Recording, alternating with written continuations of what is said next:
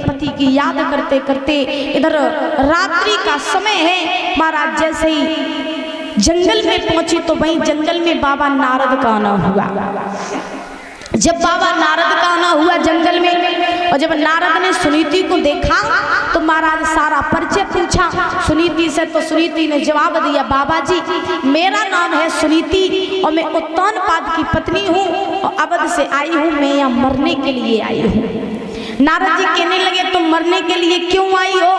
तो सुनीति ने जवाब दिया कि मरने के लिए हम इसलिए आए हैं क्योंकि मेरे पास में ना तो मेरे पति हैं और ना मेरे पास में कोई संतान है, तो मेरा जीना बेकार है, इसलिए हम मरने के लिए आए हैं। जो इतने वचन गए तो नारद जी बोले, जब बताओ सुनीति तुम्हारे मरने से क्या तुम्हारा पति तुम्हारे पास में आ जाएगा और तुम्हारे मरने से क्या तुम्हारे संतान हो जाएगी? सुनीति बोली, नहीं महाराज ऐसा तो नहीं हो सकता।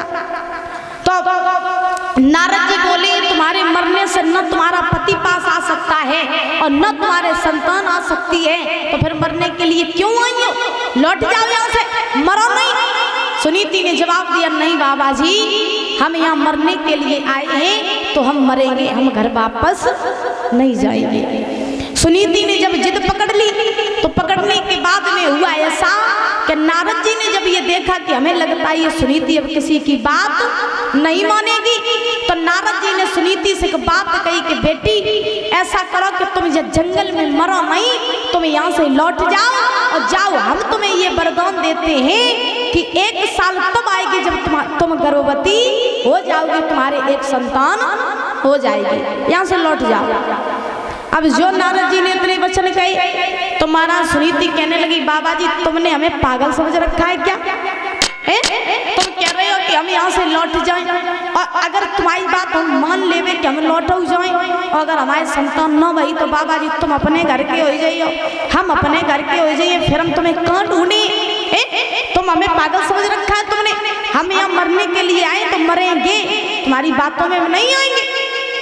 जो इतने वचन कही है महाराज सुनीति ने नारद जी से, तो नारद ने जवाब दिया है कि ये सुनीति तुम्हें नहीं पता है कि संत का वचन कभी खाली नहीं जाता है। बाबा गोस्वामी तुलसीदास जी भी लिखते हैं महाराज,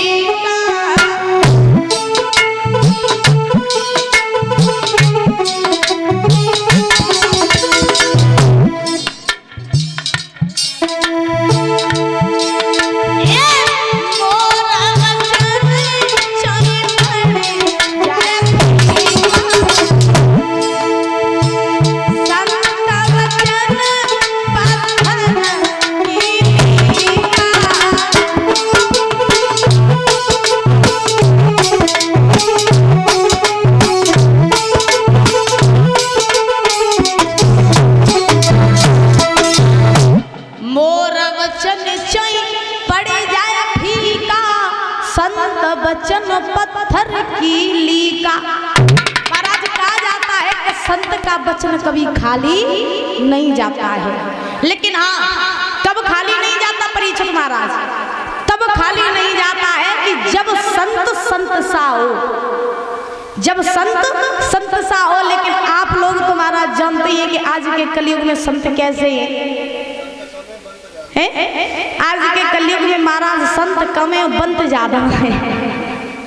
बताओ सही बात है या नहीं है? महाराज आज की दुनिया में कलयुग में संत तो रही ही नहीं, क्योंकि महाराज संत वो होता है जिसका डायरेक्ट कनेक्शन भगवान से हो। और परीक्षित महाराज संतों के ही द्वारा मनुष्य का तारण तरण होता है और संतों के ही द्वारा मनुष्य इस भवसागर से पार होता है। लेकिन ध्यान रखना परीक्षित महाराज, अगर संत अच्छा है, गुणवान है और भगवान का अगर भक्त है तो वो संत बेशक पेंट शर्ट में रहे तो भी वो अच्छा लगता है। जरूरी नहीं है कि वो लाल और पीले कपड़े ही पहने तो ही संत दिखे। परीक्षित महाराज अगर संत अच्छा है, गुणवान है, चरित्रवान है और भगवान का सच्चा भक्त है तो संत अगर पेंट शर्ट भी पहने तो भी उसे शोभा देता है।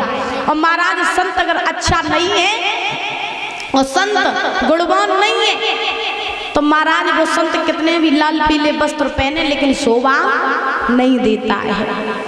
आज नारद जी ने खुले शब्दों में समझाया है कि सुनीति ऐसा करो, लौट जाओ यहाँ से, हम तुम्हें ये वरदान देते हैं कि तुम्हारे एक संतान हो जाएगी। जो इतने वचन कहे सुनीति बोली महाराज तुम तो कह रहे हो कि संतान हो जाएगी लेकिन मेरे पति तो मेरे पास है ही नहीं तो संतान कहाँ से होगी। नारद जी बोले तुम परेशान ना हो जाओ, हम तुम्हें वचन दे रहे हैं तो हम अपना वचन पूरा करेंगे। नारद जी ने बहुत समझाया प्यारे श्रोताओं, समझाने के बाद में आज सुनीति ने नारद जी की बात मान ली और बात मान करके अपनी कुटिया में सुनीति आ गई। जैसे ही सुनीति अपनी कुटिया में आई तो आने के बाद में महाराज धीरे धीरे समय व्यतीत होने लगा। सुनीति अपने कुटिया में रहने लगी। एक समय की बात के उत्तानपाद जो रहे वे महाराज अपने महल में बैठे रहे और जब महल में बैठे रहे तो बैठने के बाद में उनके मन में एक विचार आया कि बहुत दिन हो गए हम कहीं बाहर घूमने के लिए नहीं गए तो आज ऐसा करें कि जंगल में चले जाएं, शिकार खेले आए। तो महाराज जैसे ही मन में विचार किया है उत्तानपाद ने तो अपनी पत्नी सुरुचि से कहा है कि हे रानी बहुत दिन हो गए हम कहीं बाहर नहीं गए, अगर तुम्हारी आज्ञा हो तो हम कहा चले जाएं, शिकार खेले आए। सुरुचि बोली सुनो, अगर तुम्हारा मन है शिकार खेलने का तो तुम चले बेशक जाओ, लेकिन मेरी एक बात ध्यान रखियो कि अगर धोखे उसे मेरी सौत के पास में तुम पहुंच गए तो फिर हमसे बुरो कोई नहीं होइए। अब उत्तानपाद बोले तुम जाकी चिंता ना करो, तुम इस सौत के डेगा तुम सपने में नहीं जाते, केवल हम जा रहे हैं और शिकार खेल के तुरंत वापस आ रहे हैं। आज महाराज सुरुचि से आज्ञा मांगी है उत्तानपाद ने और आज्ञा मान करके घोड़ा सजाया और महाराज 2-4 मंत्रियों को साथ लिया और घोड़ा पर सवार होकर के उत्तानपाद चले। और कैसे जा रहे हैं महाराज?